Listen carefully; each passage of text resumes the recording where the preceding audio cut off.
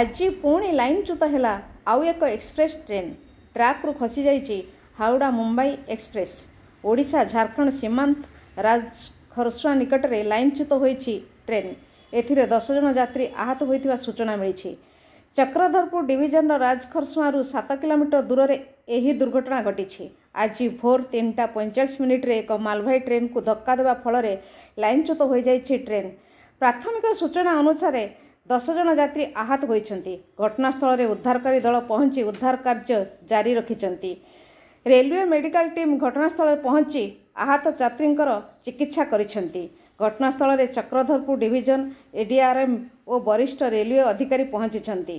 एही ट्रेन ओडिशा देई यातायात करुथुबारु एथिरे बहु ओडिशार यात्री थिबा अनुमान करा जाउछि। दुर्घटना परे हावड़ा मुंबई मार्ग रे ट्रेन चलाचल बाधाप्राप्त होइछि। दुर्घटना परे राउरकेला झारसुगुड़ा चक्रधरपुर टाटानगर पई हेल्पलाइन जारी होइछि।